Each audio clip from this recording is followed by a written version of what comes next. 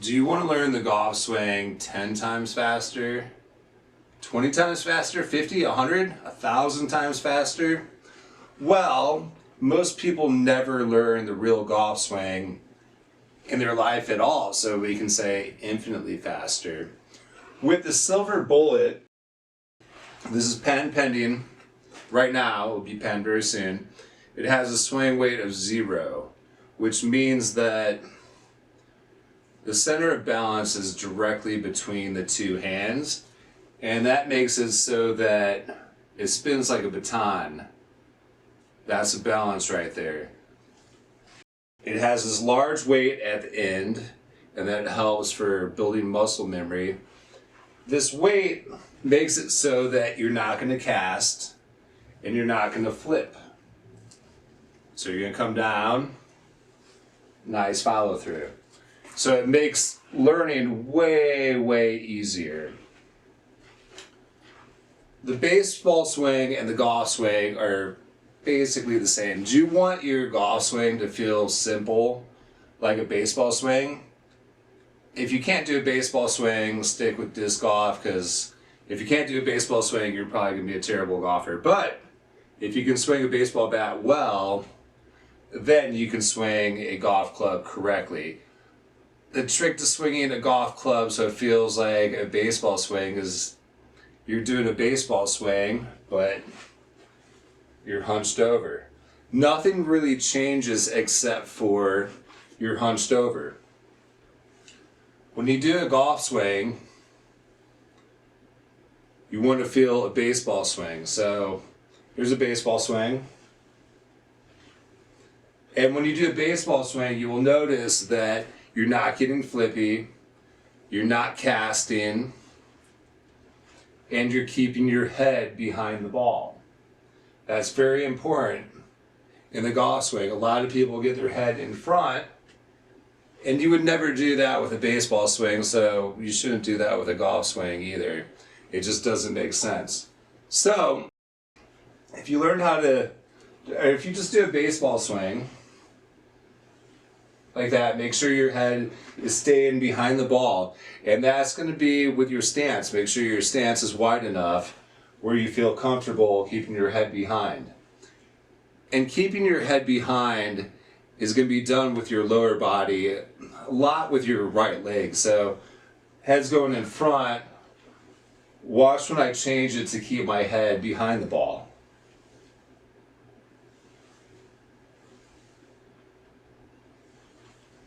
So the leg right here is doing something a little different.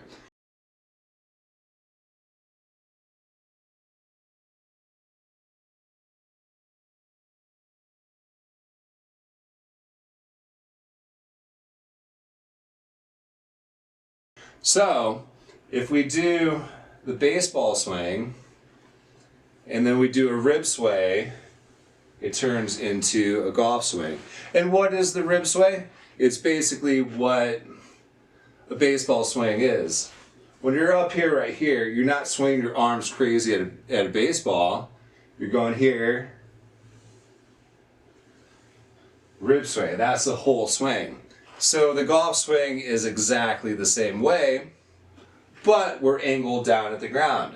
So when we do a rib sway in the golf swing, we're not going to be rib swaying up. We're at an angle, we're going to rib sway down. That's a golf swing. So you can just do the baseball swing over and over again, get comfortable, and then do a rib sway. That's basically the whole golf swing.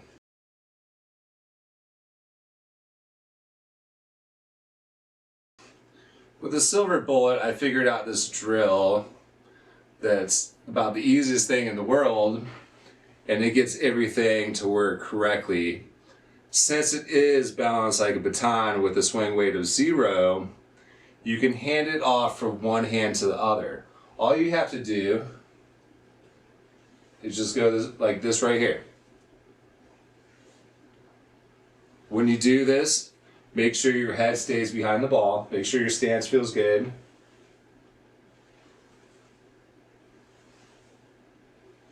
That right there. And then do a rib sway down at the ground.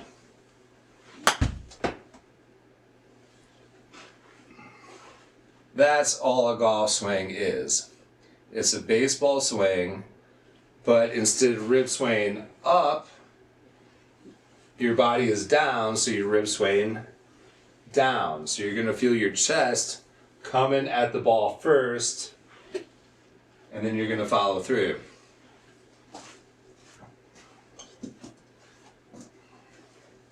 There's some very important things in the golf swing that you want to do. One is, like I said, keep your head behind the ball, just like a baseball swing. You're never going to go like that.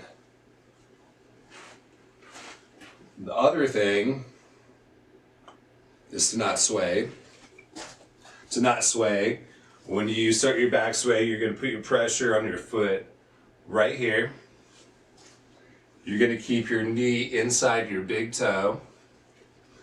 And as you rotate, you're going to feel all that pressure from your leg, from your foot to your knee into your right glute, and it's going to feel like your right glute flexes. That's how you don't sway. So, keep your head behind the ball. Don't sway. Have the natural feeling of a baseball swing. Do the rib sway down at the ground. And then the last part really is the finish. We want to finish with our back shoulder. I'm right-handed, so my right shoulder, I'm going to want to make sure that feels like that goes higher than my left shoulder at the finish. So if you're getting stuck right here, if I raise my right shoulder, it finishes the swing. So all you have to do is right here, head behind the ball, make sure I'm not swaying. Then I'm going to do a rib sway down at the ground. That's the whole golf swing.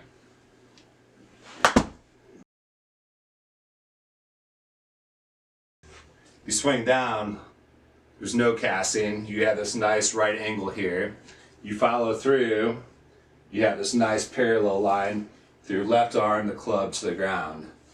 What a lot of people do is the reverse of what you're supposed to do in the golf swing, and they will cast and then flip.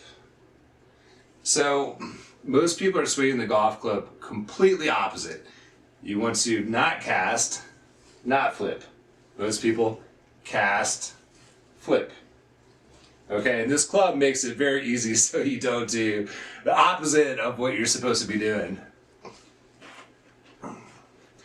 After just 5 minutes of using this, most people are going to have a eureka moment where everything is going to make sense. A lot of people watch all the YouTube videos I've watched over 1,000 hours of instructional videos on YouTube, Instagram, etc. And they'll be like, do a reverse motorcycle, or do this, or it doesn't work. Those are band-aids. When you do a baseball swing and turn it into a golf swing, all these important parts naturally happen by themselves. You don't have to do anything that doesn't feel natural. And the more natural you could feel in your golf swing, the easier it's going to be to repeat it. You're going to have more power because you're not going to have forces that are fighting against each other. A main reason why people swing over the top, your left arm, lead arm, is going to get closer to your torso, the closest to your torso at one point in the swing. And the over the top move is people go up here and it gets closest to the torso at the top of the swing, and then they start the downswing and it goes over the top.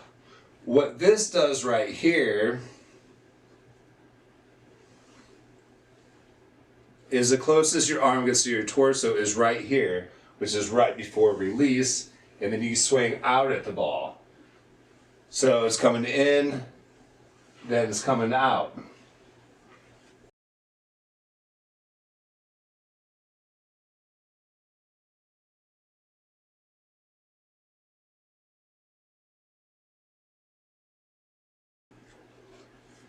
Another thing you have to do in the golf swing is you twist your hands together on the backswing.